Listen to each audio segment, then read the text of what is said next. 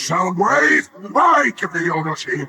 Shooting like we have today will bring about our defeat.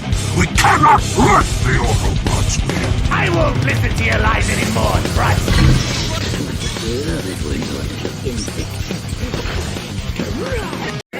Look at this motherfucker. Look at him. And then look at these two.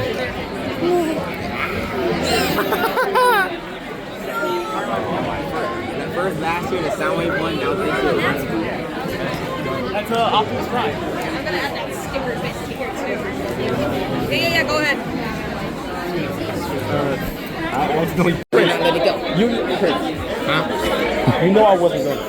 You know how cartoons work when two kids fight over one thing, it's going to break. Why the hell would you go through with that shit? Because, nigga, I need. What did you think was going to happen? Nothing. Like, I was Dumb motherfucker.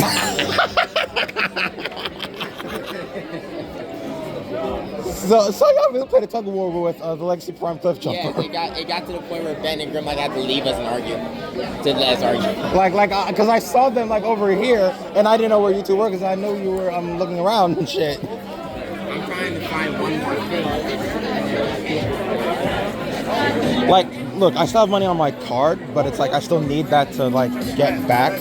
Like in terms of actual cash, like I'm out now, because I used the last of my 25 to get Excellion, because like I'm seeing Excellion for 30, and I'm seeing him for a lot more as well. I was like, I was seeing him for the same price I saw Sideways, because it's like, what the fuck?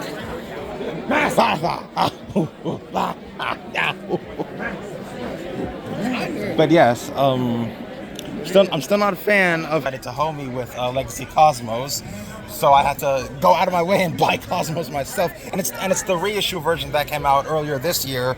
Is that Prince? Look, he got the kitty.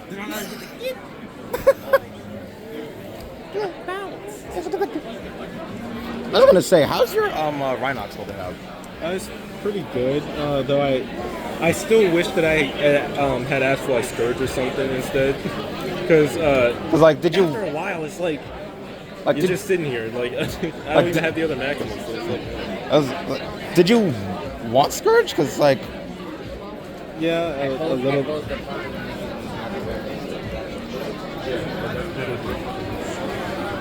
You said Robotech? It's better than the goddamn middle. What do you do? The way you said nasty.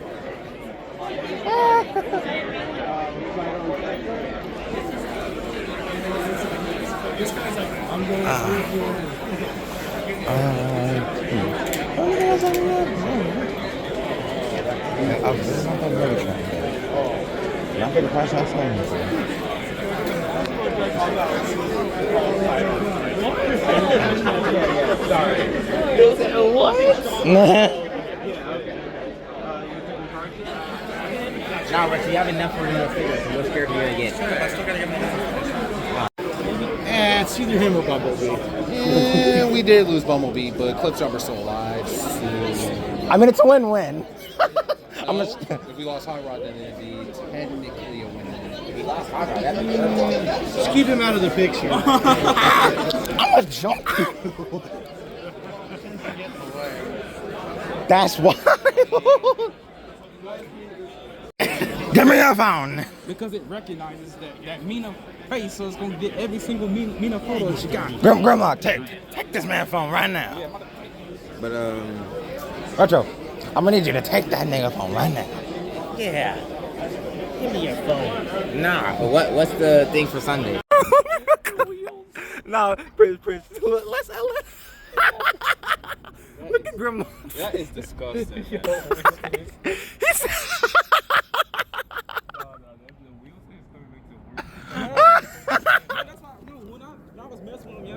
Ah, shit. I'm like, what the fuck? He got wheels under his ass. Look at this fucking thing. Look at this scope. Hasbro disappoints me.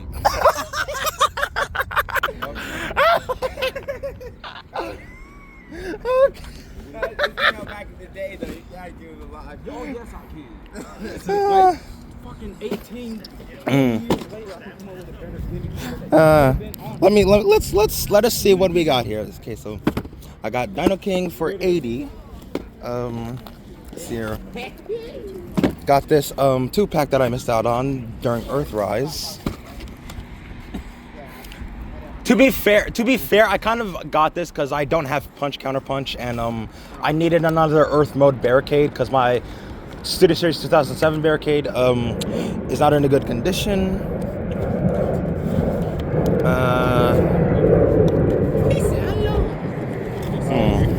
Also, I'm not a fan of how Marvelous hoed me, so I had to buy my own Cosmos. Finally got Scavenger. Glass Constructicon I needed. He said disgusting. Okay, let's see here. Finally, everyone take a look at the. I want everyone to take a look at Excellion. No, it's not representing right. That's gross. It's not representing it. Okay. And last but not least, as part of my haul for today, as I did get Studio Series 86 Prime and the comic edition Structus, and I get to hurt Prince because he decides to beat me to Firefly and Skydive. I get Cybertron Sideways. You know what? I can do the skybound thing. Yes. And then seeing a promo image like that too, I'm like, Hey, when Bruticus comes out next year, I'm gonna laugh if you recreate that scene where Superion just fucking stomps Bruticus and Devastator. Just like. But yes, this torpedo. What the fuck? He's taking a nap. He said he's taking a nap. Revenge. Prime be ballin', Zach. No, it's not. It's him.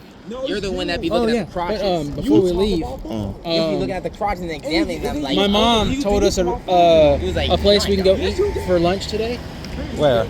It's really cheap, and it's really good. Since my mom used to live here, she said that's like one of the best places that she had it during her childhood. And it's got. So they have sandwiches. They have homemade steak fries. They have all that. Yeah, the nigga was staring at me. I got a bag full of goddamn figures. Yeah. Well, what you starting at, eh?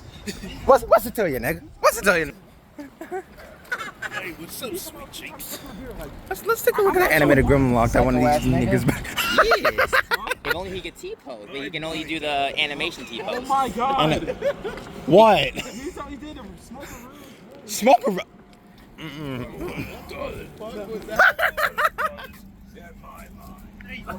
Hey! He said, hey. He can only do the animation T-pose. when you put a model into Blender.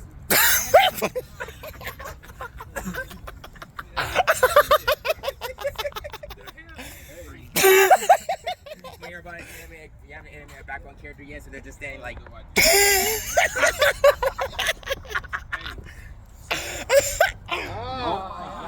the fuck? What the shit? When everyone's having a conversation, you're just in the corner like. What? Oh my god! What do you do? He's talking about the scorpion. What the? The scorpion. Nasty. Nasty ass nigga. Man.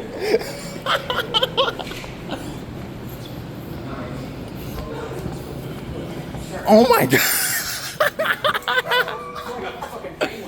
Fucking. Oh shit. That's a. Oh, never mind. I was gonna say. I wish you were some of those. Fuck. You know what, bitch? I'm just being follow. Transformers: Revenge of the Pug. Oh. I'm a punch you. Dark of the Pug. Dang, Scorpion. Arc of the book. Age of the Pug. They gonna see Someone punches? The last Pug. Hey, Stop. How about Rise of the Pug? No, Prince, how about Rise of the Pug? You fuck nigga. You didn't rise the Pug. This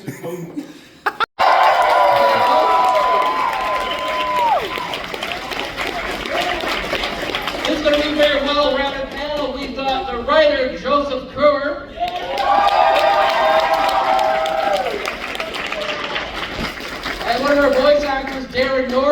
I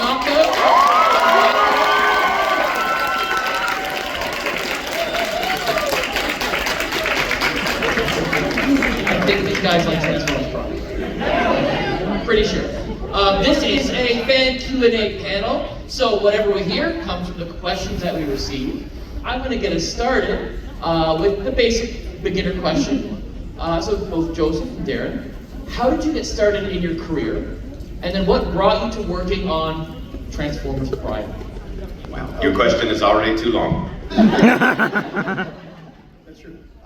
So, of course, I grew up watching superheroes on TV and reading comic books, and I ended up going to NYU Film School, and I ended up moving to Los Angeles, where I went to a temp agency that I had read about in a movie magazine, and that would send people to the studios, and I wore a suit, and everybody else was in bike shorts. And they looked at me and said, "We can send you to Disney Feature Animation tomorrow."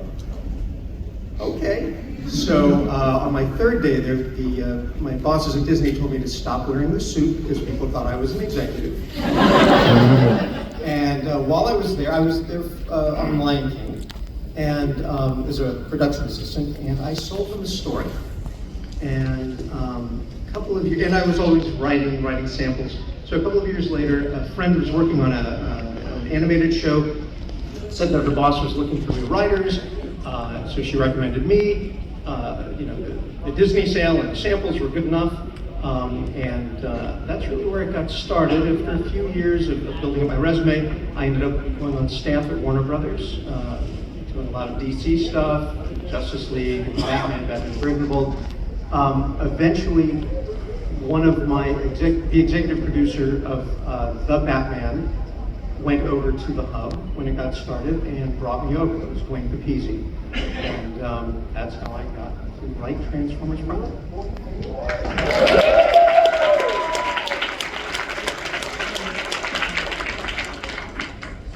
Same question.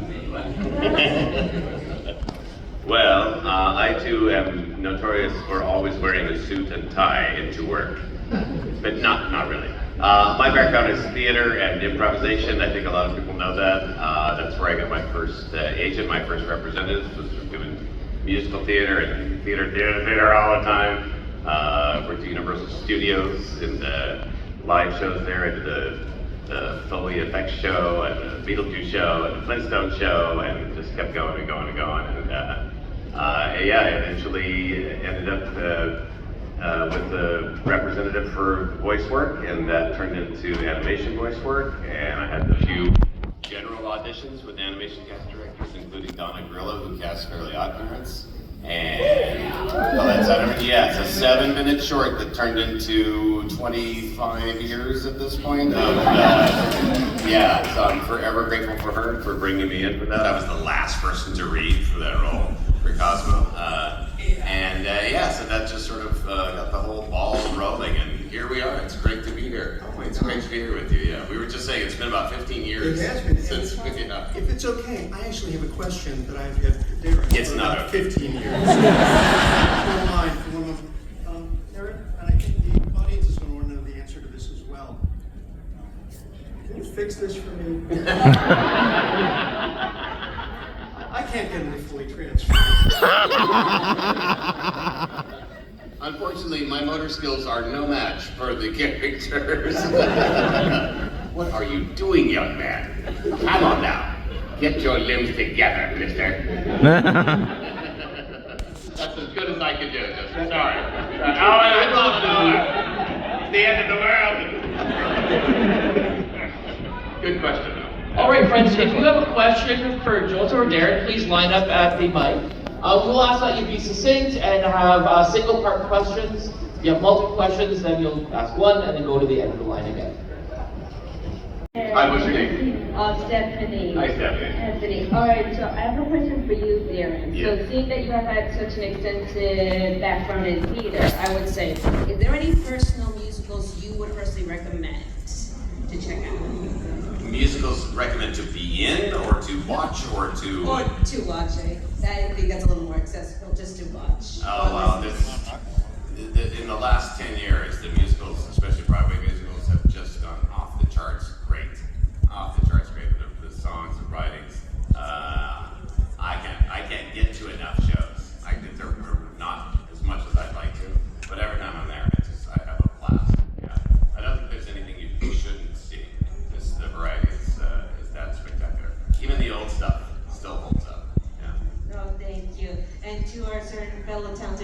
friend here. I just want to say thank you for this. And how do you feel about the fact that you've been part of something that, yes, there have been people here who have seen it since they were kids that will continue loving it, but there's always going to be fans like me who recently get into the show, who see something like, say, Transformers 1, and then they see the movie, and they're like, oh, this is amazing, but I want more. And so they check out other things like your show, and they say, oh, I also love this too. How do you feel about the fact that that's always going to happen? You're always going to get more fans to love whose work that both of you have been in. I feel good.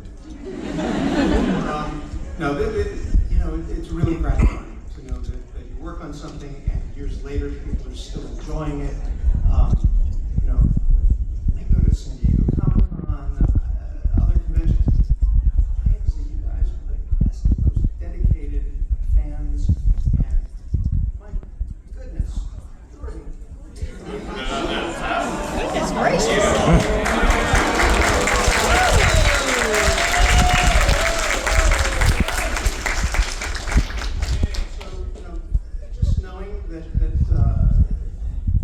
Done something that has affected you in some positive way. I just love it. Thank you so much. Thank you.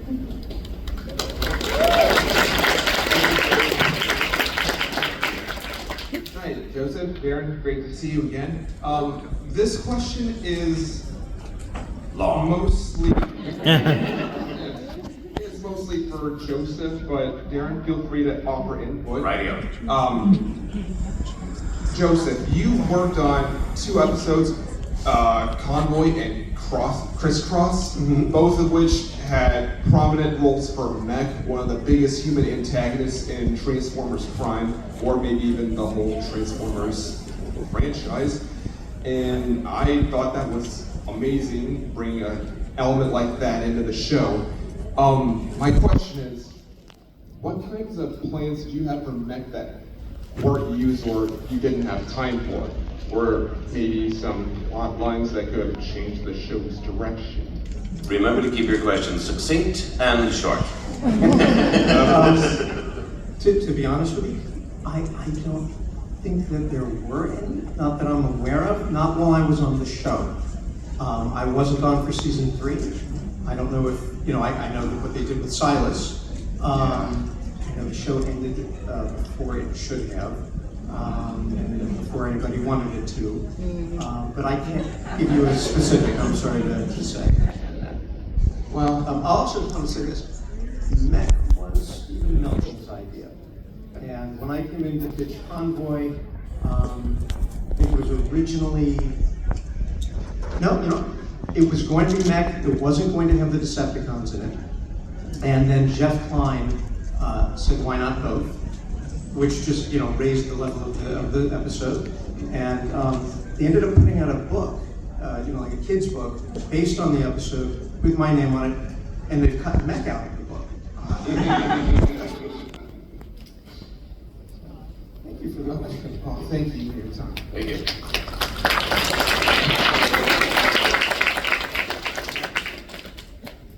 Hello, my name is Corey, and Hey, Corey. and I have a question specifically for Mr. Darren Norris. So when it came to voicing Knockout, was there any? Did you have any a serious were there any challenges or road bumps when it came to voicing him, where it was no, obviously he's no, I want to make him it should sound more like this or something like that. Because I know a lot. If I understand your question, the simple answer is no. Jamie Simone called me, and Sue Blue, I think, was directing the show at that time, and they said, we have a role we think you'd be really perfect for. And they sent me a script, parts of the script, and I immediately said yes. But then when we got into the records, we got to think, they really let me loose. They let me play, and I wanted to make him a lot more flamboyant, a lot more, and not just evil or this super serious doctor person, but I wanted to have some real flair, and they liked it, and they I always The writers never get enough credit, ladies and gentlemen. They never get enough credit. It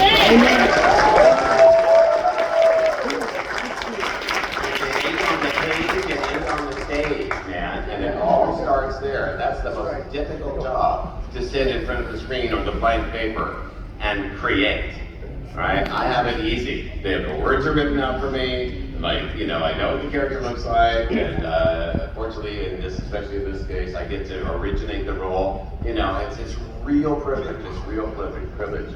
But no, I was just happy that they ran with it. And then the writers, I got great feedback from them as well to say, yeah, we're going to write more of that into this character to make him even more like that. So thanks for your question. That was great. Yeah, thank you.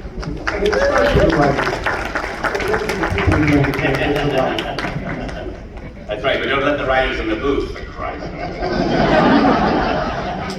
Thank you for your feedback.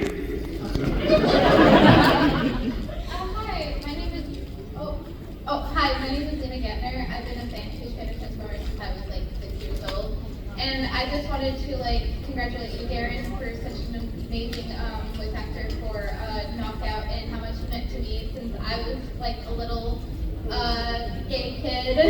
Right, and right. just having a character who obviously it's a kid show, they're not gonna have them be openly like that in 2010s or have it even be considered. But for me as a little child, especially growing up, just having someone on the big screen who was kind of gay coded, even though we probably didn't need to, it means so much to me and really helped me welcome to the person I am today, who is fully flamboyant and happily gay. And I just want to know how does it feel to have a lot of these queer fans in the Transformers community just really loving your character Knockout?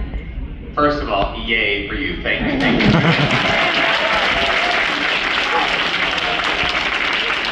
It feels awesome. Of course it does, right?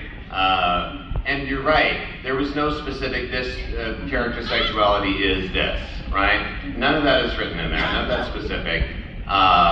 It comes from having the freedom, again, to be part of that creative process, right? It's not just, okay, here's your role, here's your words, this is what you're going to say, this is how you're going to say them, right? When you have some real creative input and you're really part of that process, then you can bring this stuff in, right? And it's like you said, it's not overt, it's not in your face, I'm not whopping anyone over the head with it, but people get it. People latch onto it, it has meaning, and I'm so respectful of your comments, and I'm so proud of you. Thank you. Yeah.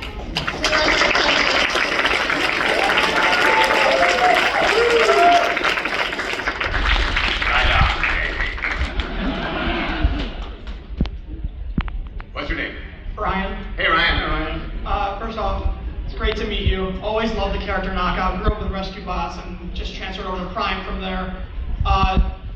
With Knockout being a queer-coded character, were there any other characters that were going to be either that were cut or were in the show that was later changed to be queer-coded as well, besides his partner Breakdown? Other than Optimus Prime.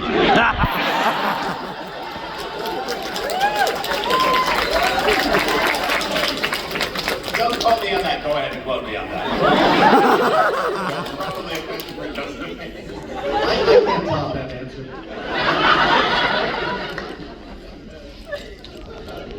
Not that I can think of though, right? But it would be fun, yeah. All right, thank you. Thank you, man. Thank you. This is a question for Darren. And as much as I love Knockout, this question is not about Knockout. Here he comes. Which Cosmo line made you laugh the hardest? Which Cosmo line made me laugh the hardest? Oh boy, it wasn't even a Cosmo line that made me laugh the hardest. It was something that Carlos Alazrapi did as Mr. Crocker. I know this is not about this stuff, but the stupid Mr. Crocker here just walks across the screen and he's bouncing like this. And Butch asked him to put some noises with it. So Carlos goes, cry laughing for like 5 minutes. I had to walk out of the booth. I carry on with the show. Every time I got back in front of the page, I would just start laughing again. And we all get the giggles, but this was the worst. It was the worst. And I thought they were going to fire me because I get back in and go, "Now you just have it." There are many funny things. Many funny things. It was usually the other people who are so great in the show, and which that's partly why shows are great, is you have great cast in them, that made me laugh the hardest. It was usually nothing that I did than somebody else. So. Okay, but thank you. It's a great question. Thank you.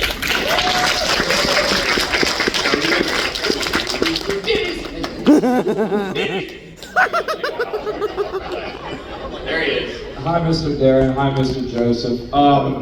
This is one for Joseph. Damn it.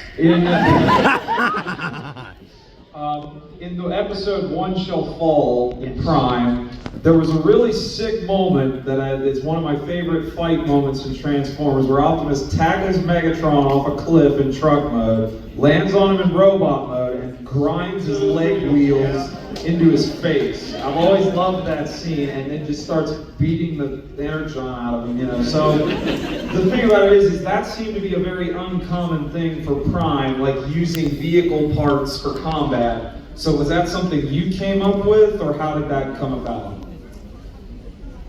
Well, reaching back 15 years on. Yes.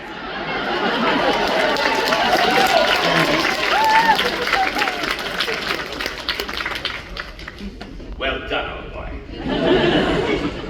Devil on my shoulder. Hello. Hey, Gail. So in the show, like, there are a lot of TFCONs, and they kind of do like the role of the Power Ranger. I'm sorry, I'm having trouble making out words. Sorry. So I know in the show that they're the TFCONs, and they play the role of the Power Ranger and there's just fights, so they can have a thing to do that. But there are little bits in the show of them like showing actual personality and stuff. A little bit. And I was wondering if there was ever any plans in the show to show if that was more than the case, in like further seasons otherwise, or if they're just supposed to be playing with that. In the time I was on the show, I don't recall us having any plans for that. What I can tell you is I was looking through some old files the other day, and I forgot this. They were originally going to be called the Radicons. I already know that. I don't know, but I don't recall there being any plans to deepen their characters. But thank you for the question. Yeah.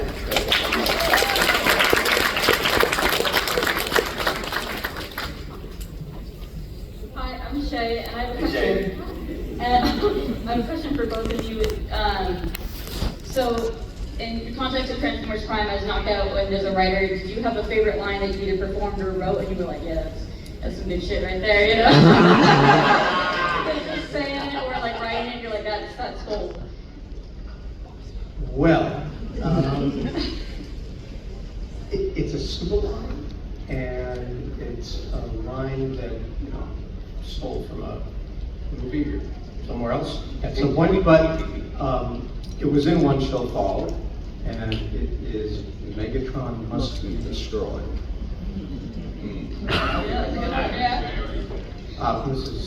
He's been pushed over the line. And you? I do know. We get a lot of favorite questions, right? Favorite episode, favorite lines, and it's really hard to decide, right? It's hard to pin that down. The old saying is it's like picking a favorite kid, right? Your favorite child. But there are lines that I remember. There are lines that I still think are great, and it's only partial, but it's.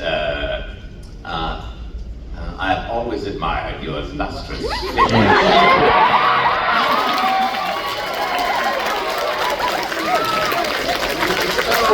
Very suggestive. But again, that's the writer's side. I didn't write that line. I wanted to deliver it, and man, it's great, right? I mean, What was that you said earlier? Take credit? Pardon? Earlier you said take credit. Take credit. Okay, I'll take credit.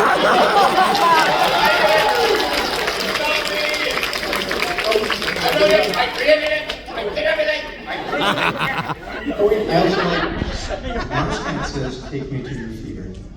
to your theater. Hi, I'm Saturn, and I have a friend that's a very big Knockout fan. And I was wondering if you could say their favorite line, which this is going to be juicy. Oh my God! No.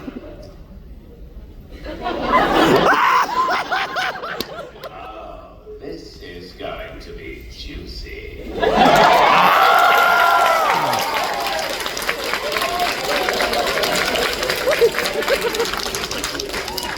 Hi, I'm Cheetah, and I have a question for Darren and possibly Joseph. What did you think about the relationship between Shockwave, Knockout, and Ratchet? That's a good question for Joseph.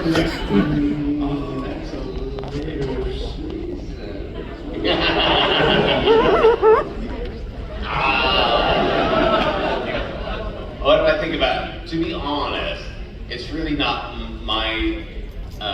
it's not really how I work or come to the project, is to think about how the other relationships are evolving. I know what my job is, and that's what I focus on. So when I'm bringing 100% to that, it's not as though I know the other storylines or anything don't exist, because I do read the entire script and I don't just read, go bullshit my line. Okay, it's not like that, right? But I want to do the very, very best job that I can every time I'm behind the microphone, right?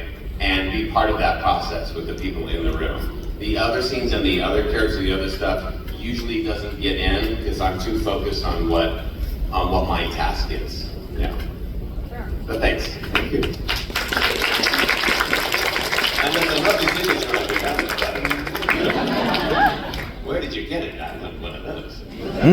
Hi, I'm Arima. Somebody already took my question. So, thinking, what basic question? What are for both of you, favorite character in Prime and like simple reason why? Don't feel like you're on the spot or anything, Joseph. Don't feel pressured to answer. Present company accepted. Iraq.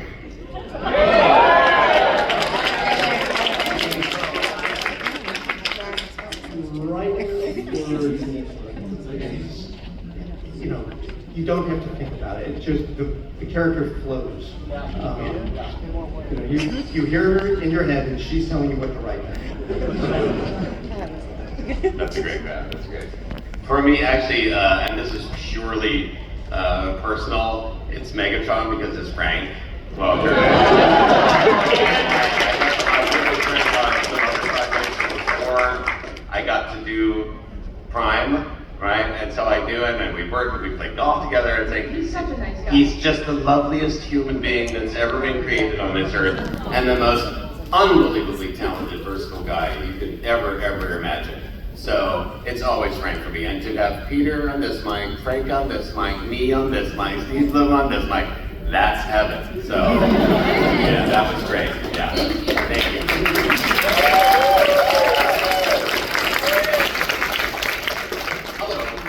Hi, I'm Loki. I had a question for both of you, and you can take it as in writing, during acting, or seeing it in post. Do you have any character dynamics that you really liked seeing or doing, such as, for example, Knockout and Breakdown? I'm sorry, what? For example, Knockout and Breakdown. Oh, okay. So shore that question up for me. Make it a little shorter. Dynamics you liked. Dynamics I liked. Oh, man. Well, again, that's in the writing, right? You can take it as like seeing it in post, like you liked. Oh, I'm seeing it in post the thing. Yeah. One of my favorite experiences, and I don't know if I'm sure it must have involved you too. We went to the offices of the Hub because it was a new thing, right? And we got a tour, all of us lowly actor, voice monkeys, right? Voice monkeys. We got a tour of the entire building, and they went through the mock-ups of the background designs, character designs, vehicle designs, this tremendous artwork, and I'm a big fan of that, not just any style of art, but particularly drawing and drafting and architecture, because I can't do it, right? I have no skills at all in that, but to have that experience and to see the show sort of coming together and how diligently these people were working on it. I'll never forget that. It really informed so much for me. I was so grateful for that day. That was a great day. And it had nothing to do with being behind the microphone. So great question also. Thank you. Character dynamics. June and Jack Darby. Yeah.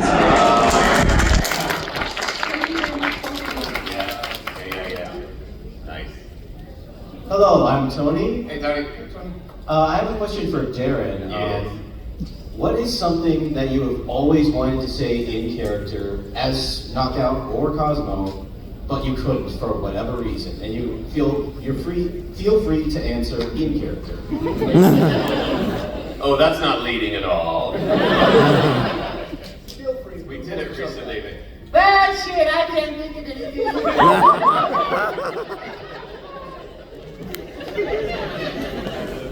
What would have not done the same thing? Yes, I'm coming to the door right now. I'm just changing underwear. Clothes! We could go on and on and on, but... Thank you so much.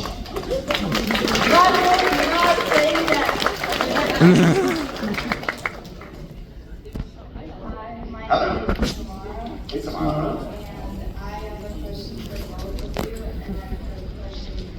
Oh, that's 2 questions, but we'll see how it goes. Okay, make it quick. How did you feel about the character Knockout when you first saw him? And how did you feel about the having fun making the zombie episode? That could be good for a minute too. How did I feel about it? Again, these are good questions, but it's rarely about how I feel about it. I look at it, I know what they want, or at least what they've told me they want, and I try to deliver on that. Right? The character design is awesome. The artwork is awesome. Again, that's the stuff that I appreciate. So again, my job is to bring that to life. Right? And they let me bring it to life. And get these things again. So that was a real pleasure. Yeah. Who doesn't love zombies? Right? It was a great episode, yeah. That was great. Hello. Hi, my name is Star. My Transformer specific questions already got asked, so I guess the more general question I have for both of you. What kind of advice do you have for people trying to break into the industry, whether it's writing, acting, demanding artwork, editing, etc.? Good question. Yes. The industry is in a bit of a slump right now.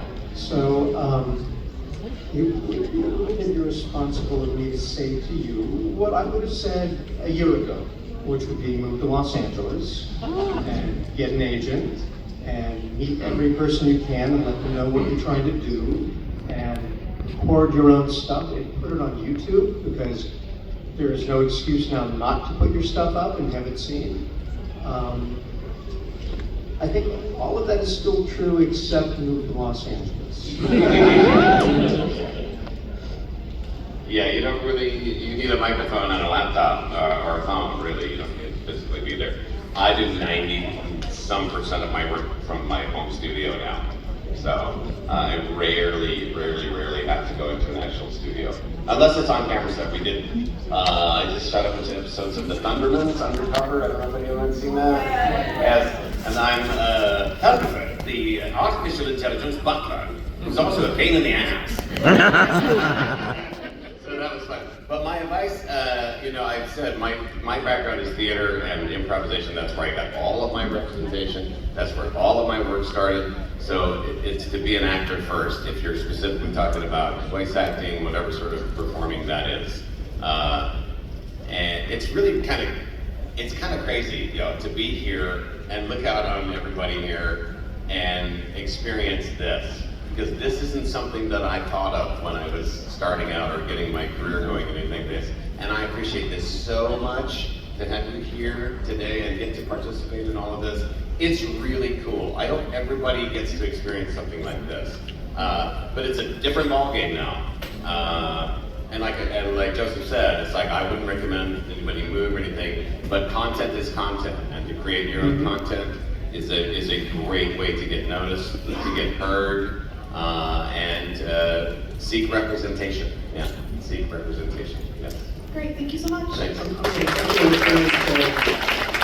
Writers, most of the time we work alone. We don't get to see people react to the shows, anything like that. So this is amazing for me, and I appreciate any comments you have. Even the nasty ones. Bring it on. So, my name is Brandon. The question for both of you is, as a fellow automotive enthusiast, because you look great in steel belts and radios, was there ever an extended scene of breakdown giving Knockout the full polish? Oh my God! Wow. Not that I recall. I don't like that would have been essential to the plot. I don't know how essential to the plot it would be. I'm not sure they storyboarded that. I don't think they went ahead and animated anything. Oh my God. I don't think they would spend the money on it, but it is an interesting idea. Like for fan fiction. Wow. Go create that content. We'll see. Hello, my name is Taylor. You both know me, I think. Yep. I want to ask if you prefer the human-led stories or more bot-led stories. Well, they're all characters. They're all metaphors for humans. So I don't. You just want the answer right there. Keep going. Yeah, I don't differentiate it that way. That really is. That's it. Yes, Joseph just nailed it on the head. These are all stories, right? Whether it's an animated rabbit or whatever, a talking whatever. It's still about language. It's still about communication. It's still about interaction, and it's still about our relationships to everything and those around us. So, yeah, there's no delineation between this is an Autobot and this is a human being. They're all characters. Yeah, and they all have their own point of view and their own input and their own output. So that's the storytelling that we love. I think that's why we love it. Yeah. Yes. Yeah. Thank you. Great question. I didn't need to elaborate. He nailed it. Hello, ladies and gentlemen. Hello again. First, I'd like to thank you both for your work beforehand, Prime, on the Batman and Philip respectively. You guys did a phenomenal job with those shows. I think there's a lot of people in here but saying that we all enjoy those cartoons growing up as kids, and to this day, there's moments of both those shows that really impacted my vision of comedy and heroism involved in the shows, and that led to my teenage life where I watched Prime for the first time as a teenager. And I was wondering how much influence those previous projects and others may have done that affected your work in screenwriting and voice knockout. You go first. All right. I've always been, I call myself a lifelong learner, right? Because I never know what I might be able to accomplish until I try. I once booked a job on there was a voice job on a movie called Steal This Movie as the voice of Richard Nixon. Okay. Right? I had never even attempted to do Richard Nixon before. But my agent called me and said, hey, can you do Nixon? I'm like, I can work it up. And he goes, okay, when you work it up, then call this number. Click. All right, hang up. So I worked on all these people together, right? And that's all it was. I listened to it, and I got the job, and I'm like, you're an idiot. You don't even know what you can do. So all of that informs one thing, which is don't. For me, I try not to write the book, right? I show up for the audition, show up for the session, show up for the suit up and show up, and do my best, right? And try to stay out of the results, man. That's such a key thing for me, because most of the time I'm going to hear no. Or even more appropriate, nothing at all, right? You just won't hear anything at all about the project. They're too busy, they got too many things going on. So, but I've learned from everything I've done. I've learned from every sort of genre that I've done. I've learned from every live performance, every background performance. I mean, it all informs the whole. And then there's the aging process, which helps too. So, yeah, thanks. I would say it was, if I recall correctly, my third bot-centered show. I had worked on Astro Boy, I had worked on the Zeta Project, and none of that meant anything. going to do this. And what Darren said about being a lifelong learner is 100% correct. Every script has its own challenges. Every script is different. Some of them, you can write them overnight, and some of them take a week. You're hoping you don't have to do a lot of rewrites, and once in a while you do. So I wish I could say that something I learned on this really made this thing better. Probably is something, but I can't off the top of my head think what that is. That's a great question. Appreciate it. Thank you.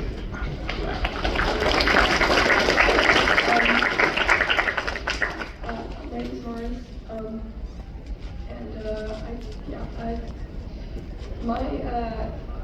I watched Transformers Prime around a year ago, and Knockout is easily my favorite character, and I really, really resonated with him because I'm queer, he's a somewhat queer character, and got my friend Zoe into Transformers because they had previously hated it.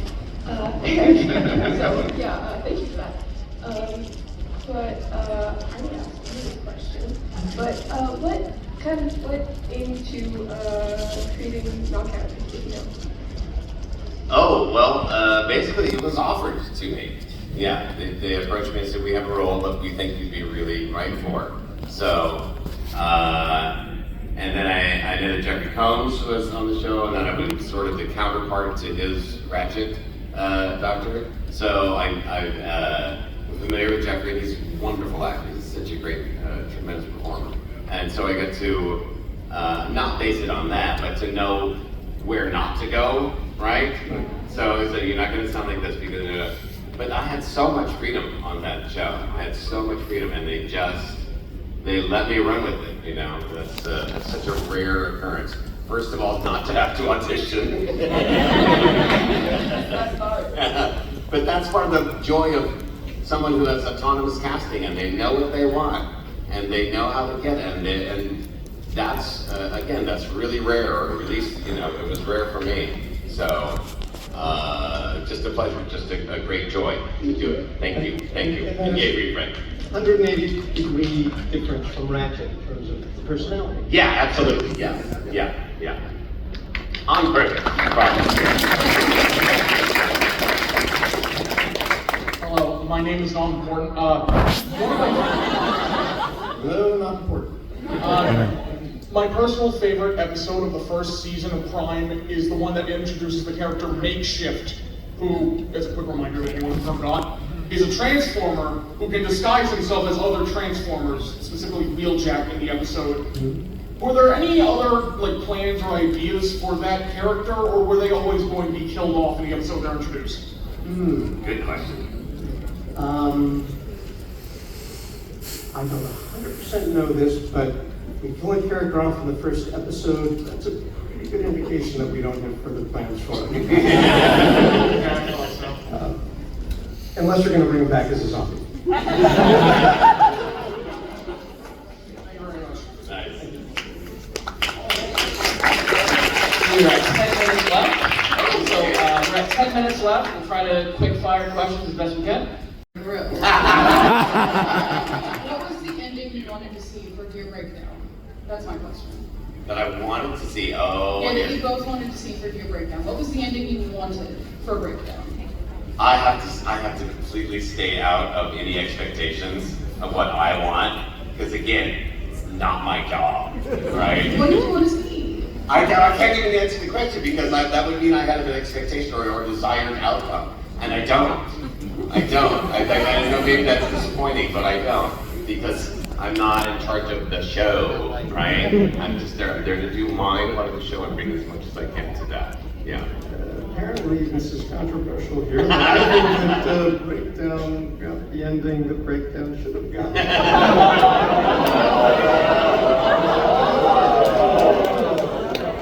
Thank you for your comment.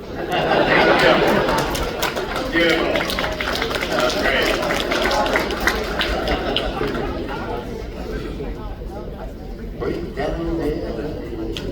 My name is Simon. The question is for Kurt.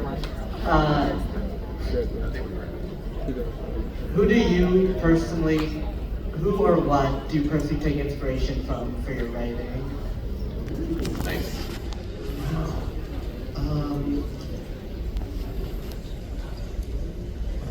great question. I read a lot, and I've always read a lot, and I've always watched a lot of movies and TV. I have favorite authors.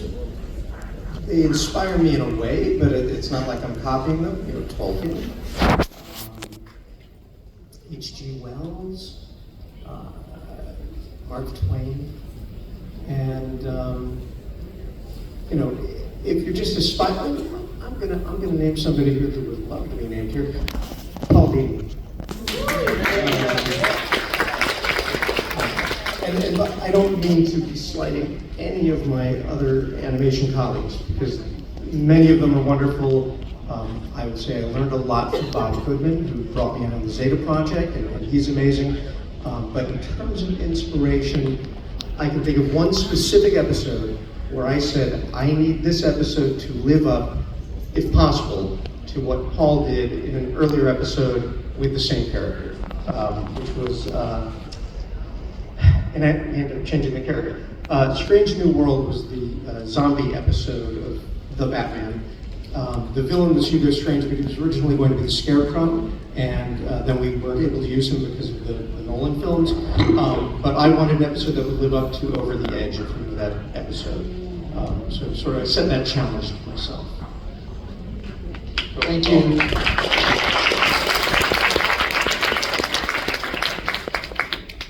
So I'm a big Star Wars fan, and I think you, Darren, would do a really good Emperor. If you were offered to voice the Emperor, would you ever do that?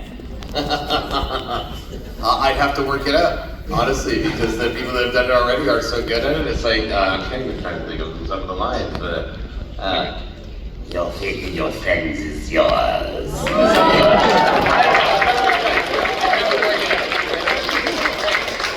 It's a great figure for the first figure to own. What's that? The knockout figure's a great figure to own for the first. Oh yeah, that's right. Very first one, yes. I'll work it up, all right? I'll work it up. See where that goes. I'm almost old enough to be the Emperor. Hi, my name is Max. And then I just wanted to thank you again for being an inspiration for me as a writer and as a voice actor. And I wanted to ask this because I'm really anxious. So, do you ever get anxious about working on anything or nervous, and how do you work through that? And like, what advice do you have for people who are, trying not to freak out? There are always a few butterflies when you're up for a bit.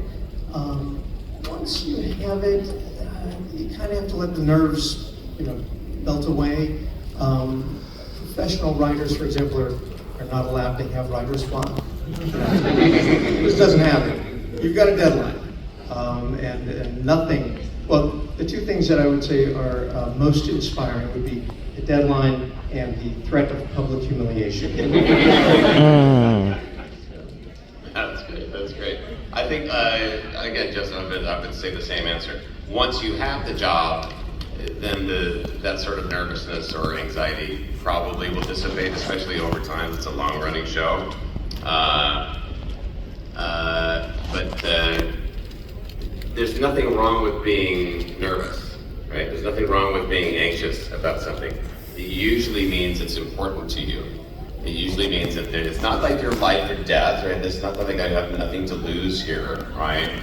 But it's important to me, and that's where that adrenaline comes from, that's where that energy comes from, and all of that's good. Yeah, so use that. Yeah. Thank you so much. You bet.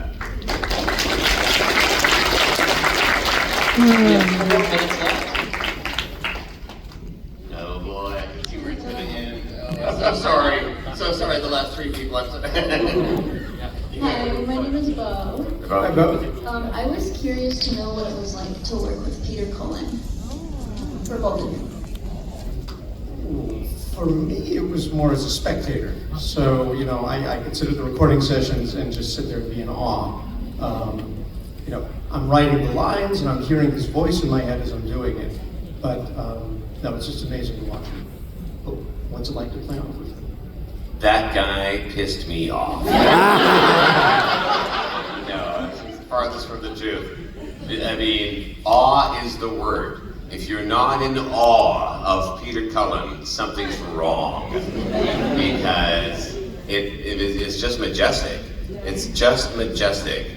And then to go along with the fact that he is this wonderful, sweet, kind, diminutive, humble man. And he's a beautiful human being. So awe is the word, yes. I am in awe of him. Thank you. And we have 2 minutes left, so time for one more question. So sorry. So sorry. But we will be back. Well, I'll be back at mine. I'll speak for you. Yeah, I'll be back. Yeah.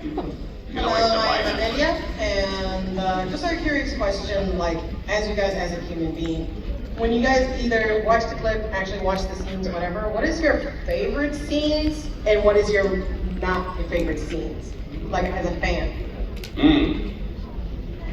You want a specific scene from the series? Yeah, any of it that you favorited, and then, like, as a fan as well, like, I hated this scene, and, like, you know, like a normal average person. Oh God, right? My favorite scenes are with a character named Knockout. My least favorite scenes are the scenes where there are no knockouts. And that's as far as I'm willing to go. I like scenes that make you cringe. Oh my God. What I was saying before about Jack and June, when she's finding the motorcycles out of the garage, that kind of thing. Oh God, I don't really have any. The least favorite scene would be one that was rewritten by somebody else. I hated that scene too. Patch things up, darling. That wasn't any particular, it was in general. Yeah, we're respecting. All right, that is all the time we have in this panel. Gentlemen, thank you so much for joining us. Big TFCON thank you to Darren and Joseph from TFCON's Prime panel.